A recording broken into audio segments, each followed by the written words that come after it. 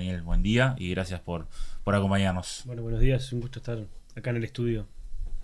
Relativamente nuevo para mí porque la última vez que vine estaba todo más diferente, así que... Todo más oscuro, claro, la gente entra acá y ve todos estos colores y queda... ¿Qué pasó acá? Mucha luz también, las cámaras, te pusimos ahí de frente. Sí. Bueno, vos tranquilo, Daniel. No pasa nada. Vamos a ver qué sale.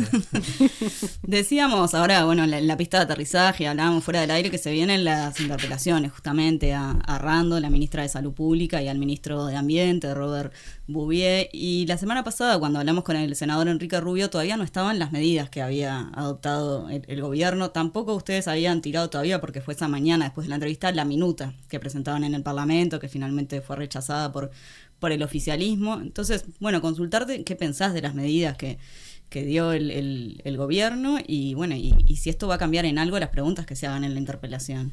A ver, yo creo que el gobierno ha hecho la estrategia del avestruz con el tema del agua, ¿no? Con un sector del tema del agua.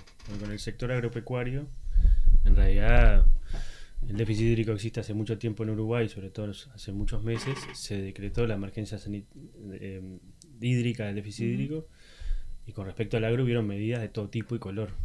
Con respecto al tema del agua potable y consumo humano, hubo una falta de, por lo menos, previsión, y creo que lo que hizo el gobierno fue meter la cabeza dentro del hueco y tratar de ver si con eso llovía, y con eso esa idea de si zafamos.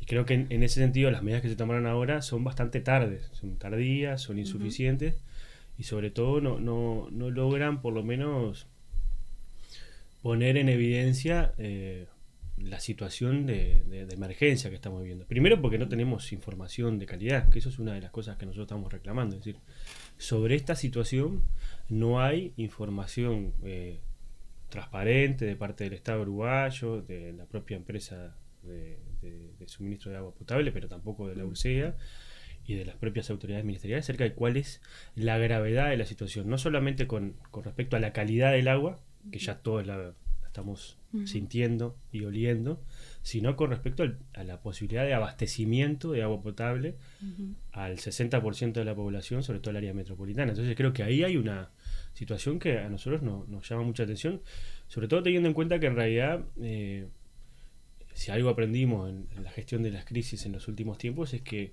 hay una importancia superlativa en el manejo de la gestión de la crisis, que es la información, dar información de calidad, que la ciudadanía confíe en las autoridades sobre lo que se está haciendo es lo mejor, más allá de que se puede errar.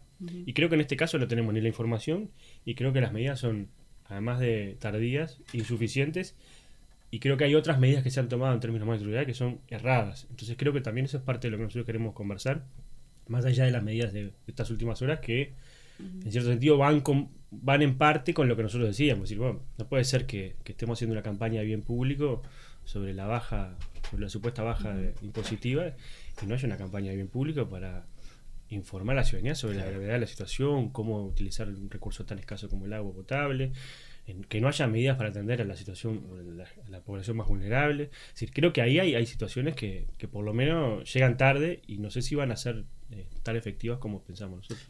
Y Daniel, y a propósito de esto que planteabas de esto del avestruz, ¿no sentís que ahora también termina siendo como algo similar por parte del gobierno, de que parece como que está previsto o de que pueda pasar eso, que no sé, o vuelva a llover en pocos días y esto se solucione?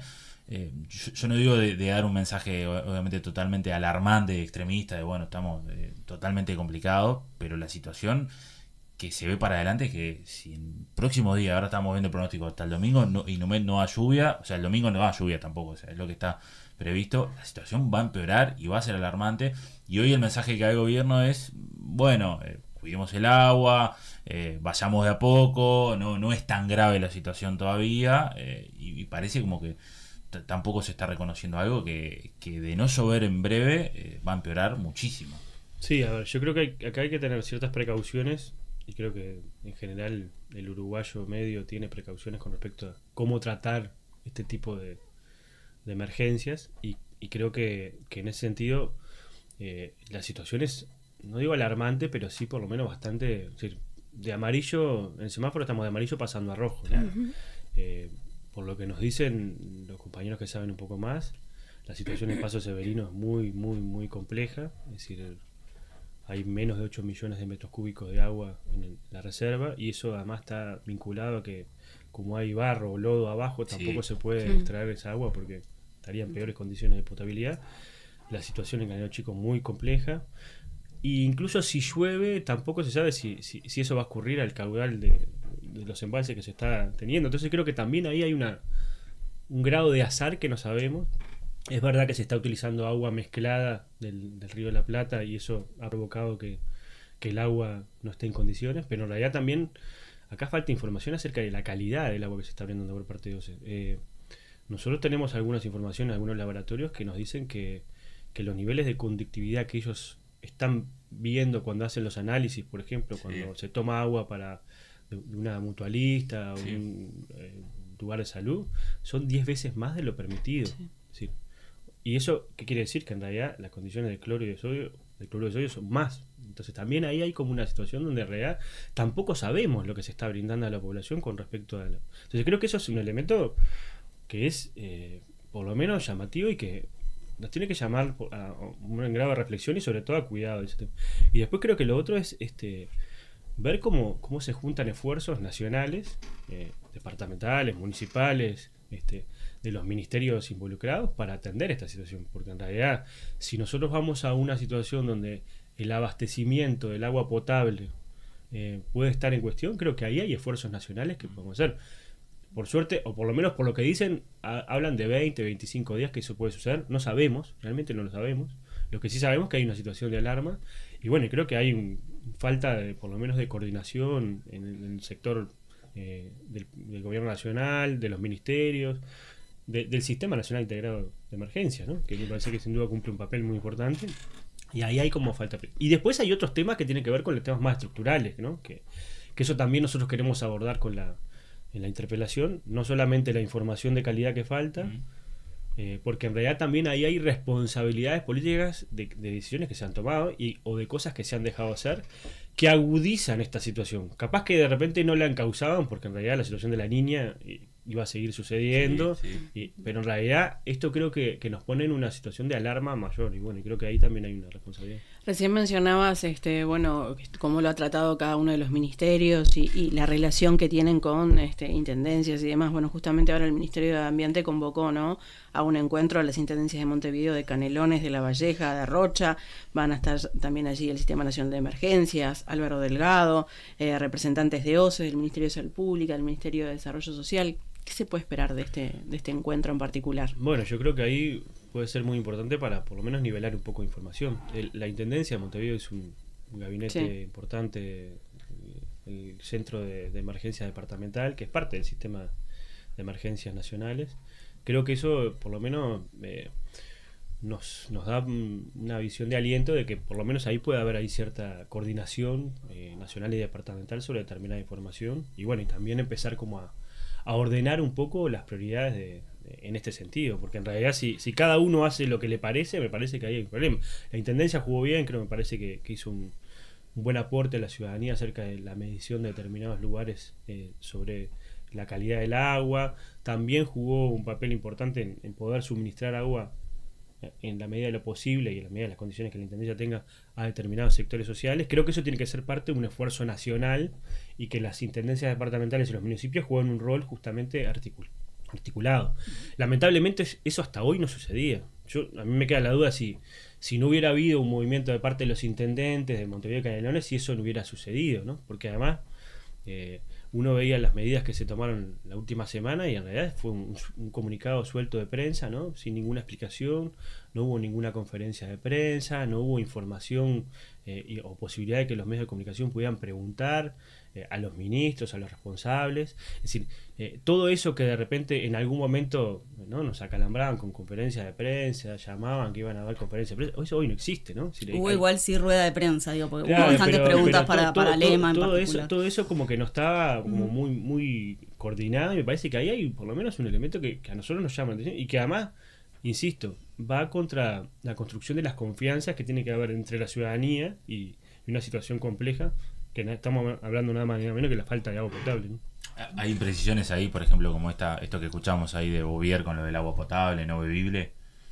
Sí, yo creo que ahí creo que hay más bien desconocimiento de parte de un ministro que es nuevo, ¿no? Que llega ahí como medio como gato, como peludo de regalo y no tiene mucha idea de algo, pero bueno, también justo la ministra es nueva, la ministra creo que está más vinculada a los temas pues ya estaba Ramos y estaba trabajando, pero me parece que ahí hay por lo menos y después lo otro, nosotros hemos tenido también dificultades, por ejemplo, nosotros, la Comisión de Ambiente del Senado, hemos convocado a las autoridades de OCE por el tema de agua en general, sobre todo por el proyecto Neptuno en particular.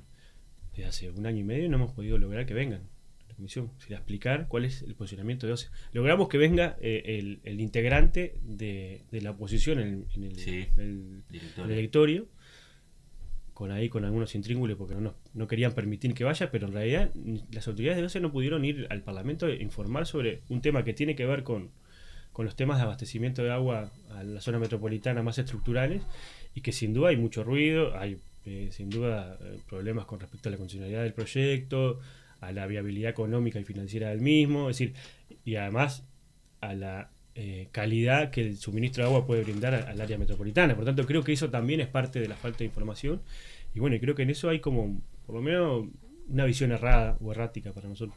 Esto puede llegar a ser una muestra de lo que puede pasar con el proyecto Neptuno, pensando que justamente el agua del proyecto es del Río de la Plata, algo que se está utilizando en este momento y está dándole salinidad al agua, más cloro y demás. Y bueno, yo creo que parte de lo que algunos técnicos por lo menos habían denunciado acerca de que la calidad de esa toma de agua que se iba a dar en el Río de la Plata no era la mejor, y que además se habían por lo menos estudiado que algunos procesos se daban casi 87 días de mucha salinidad, ahora aparentemente es mucho más, son casi 114 días, sin duda por lo menos ponen en cuestión acerca de la calidad del suministro de agua que se va a tener.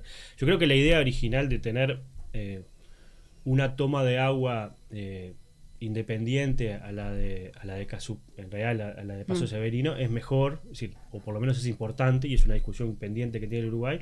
Lo que es verdad es que en realidad había todo un proceso donde gobiernos anteriores habían trabajado para tener casi pronta por lo menos un llamado a licitación para construir una represa que llevaba mucho tiempo, porque había que también expropiar terrenos y esas cosas, pero en realidad ya había un proyecto ejecutivo, había financiamiento, y todo eso a partir de un proceso de iniciativa privada se cambió el rumbo, ¿no? Entonces creo que también hay ahí una responsabilidad de las autoridades acerca de repente jugarse a todo por el nada un proyecto privado que tiene dudosa viabilidad desde el punto de vista financiero, porque en realidad también puede generar condicionamientos al propio ente público, pero que además no va a resolver los problemas de calidad de suministro del agua. Entonces creo que también ahí hay una responsabilidad, y nosotros tampoco sabemos mucho de qué está haciendo OCE ahora en este momento. Sí sabemos que ha avanzado en algunas cosas, que ha cambiado, que ha venido, que ha cambiado, iba a haber una piscina de agua, un polder, pero que en realidad eso también generaba problemas desde el punto de vista financiero, pero en realidad todo eso está en la nebulosa, y creo que hoy el problema fundamental es el tema de la calidad y el suministro de agua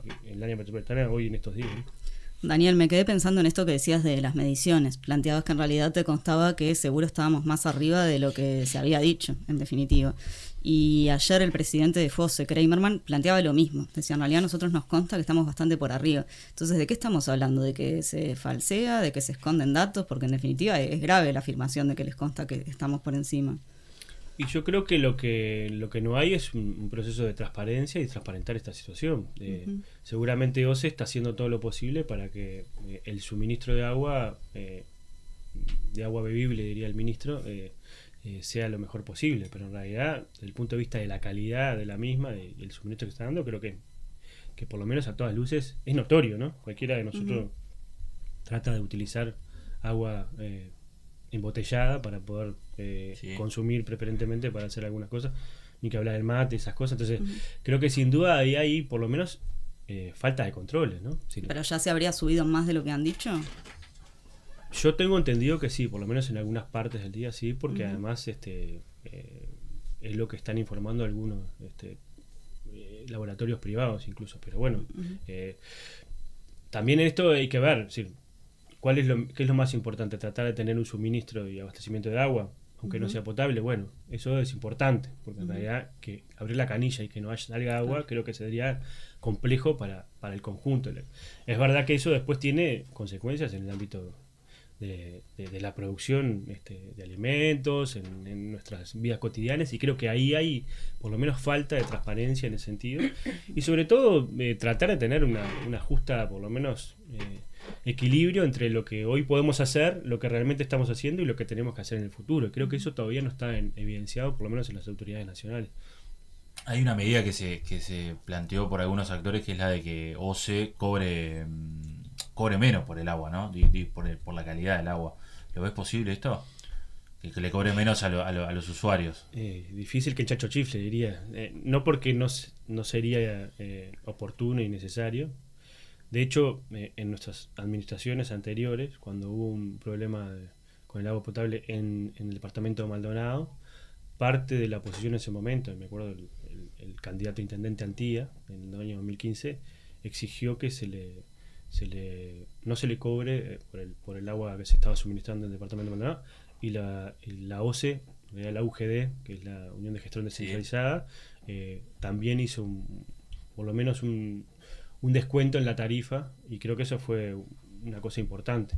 Si esto lo va a hacer este gobierno, no creo, ¿no? De hecho, el presidente ya dijo que no lo veía, pero me parece que desde el punto de vista de la calidad que se está brindando, por lo menos la propia empresa debería tener ahí por lo menos una reconsideración, o la propia URSEA tendría que saber qué se va a hacer.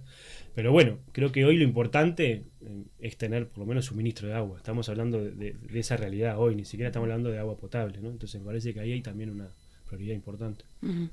Daniel, te cambiamos de tema para hablar de un episodio que también marcó la agenda, ¿no? Que tiene que ver con la renuncia de Santiago González, exdirector de Convivencia y Seguridad Ciudadana, por utilizar, ¿no?, el hospital policial allí. Incluso aquí fue donde se dio la noticia de que existían tickets de medicamentos, algo que se está investigando en este momento y demás.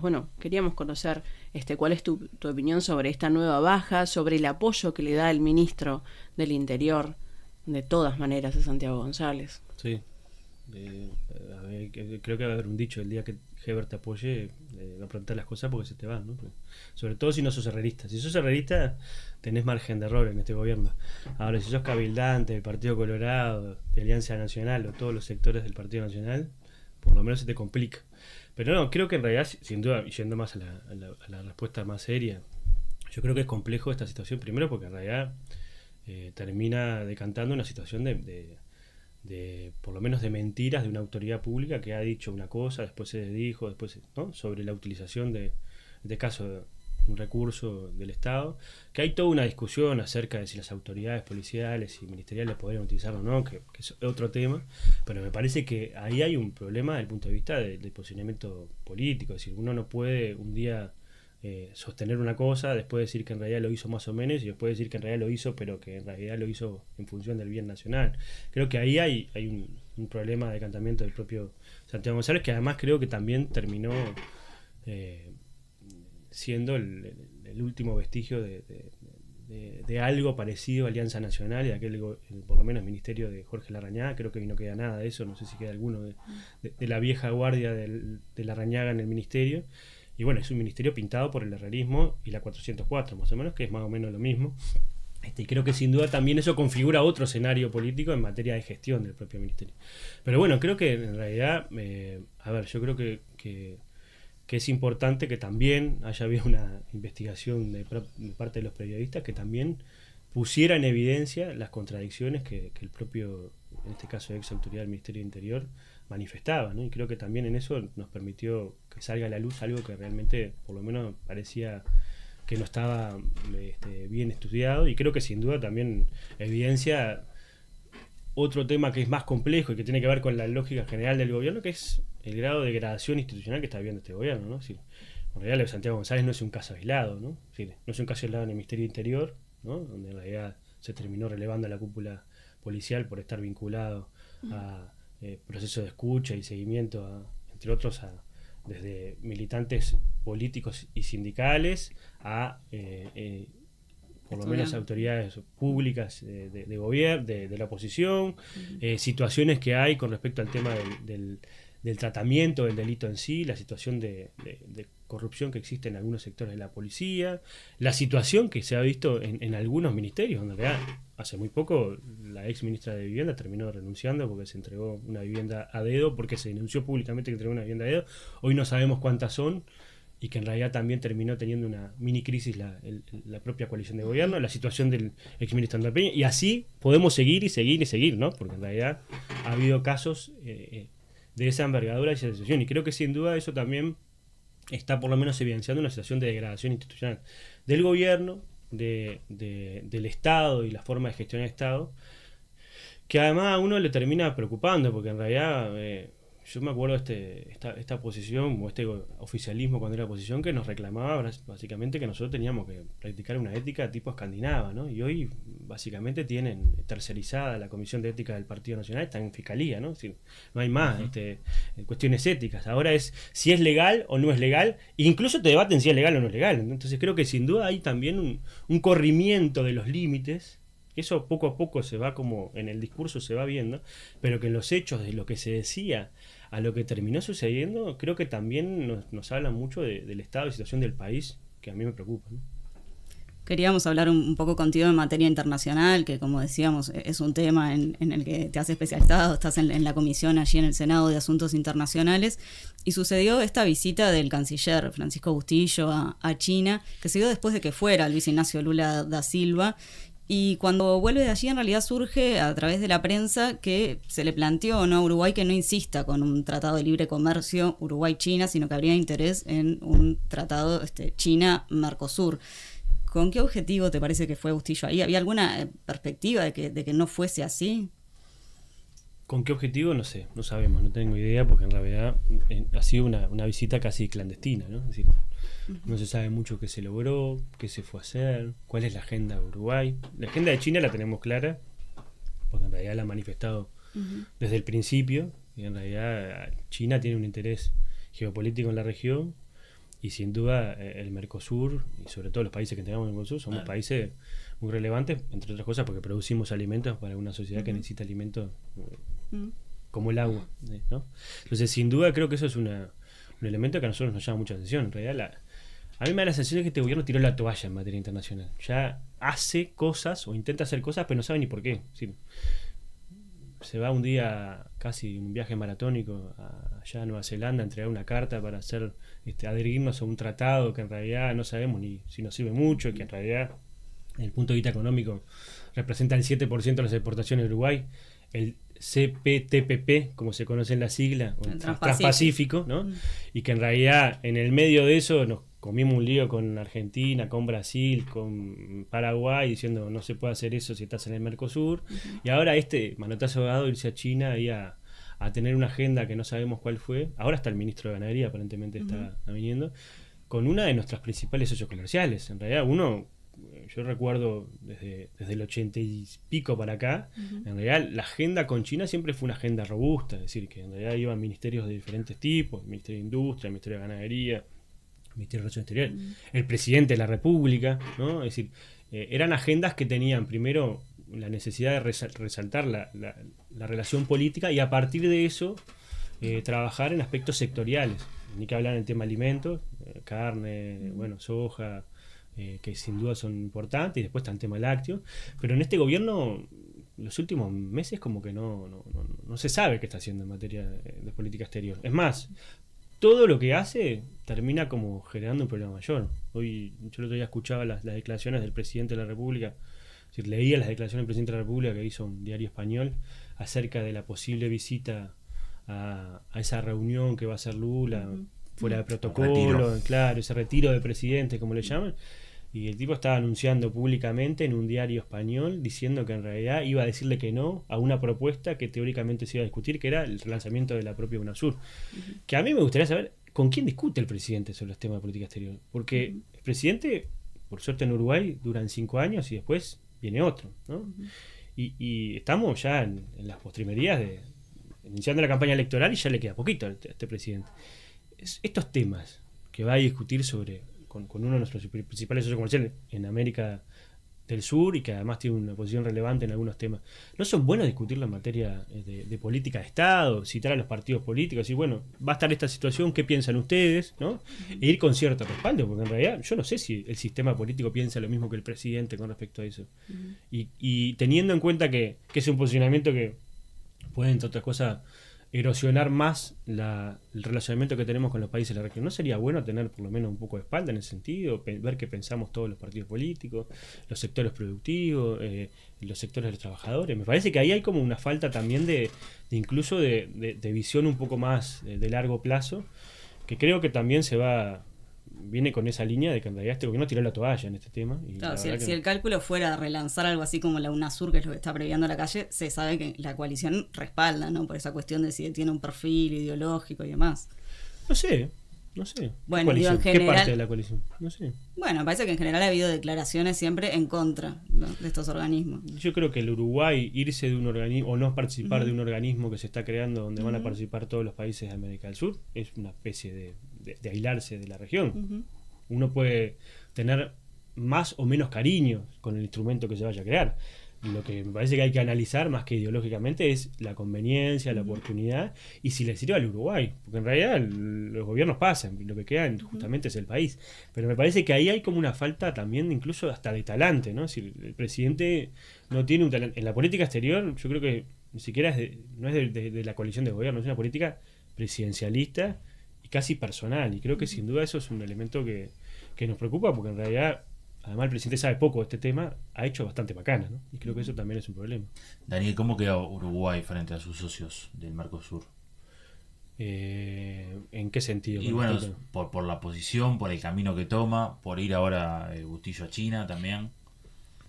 Bueno, yo creo que el Uruguay ha tenido en ese sentido como una idea de ir siempre a confrontar, ¿no? Como si fuéramos Brasil, pero siendo Uruguay, ¿no? Como si fuéramos el dueño del barrio, ir a jugar de pesado, pero somos los chiquitos. Y yo creo que hay un erosionamiento, relacionamiento con los socios del bloque regional importante, ¿no? Es decir, a ver, nosotros deberíamos tener grandes agendas de relacionamiento bilateral entre Argentina y Brasil, grupos de alto nivel de negociación. No solo que se esté negociando el puente en Río Branco, que sin duda es muy importante para el Uruguay y para un sector productivo como el arrocero, sino tener trabajo conjunto en materia energética, en materia binacional, sobre los temas de frontera, ni que hablar con Argentina, ¿no? Es decir, uno analiza la situación del desempleo en los países, en los departamentos de frontera, están casi duplicando la media nacional, tienen casi 14%, Artigas, Salto, Río Negro, es decir, son situaciones complejas. ¿Y qué hacemos nosotros? ¿Qué hace el gobierno?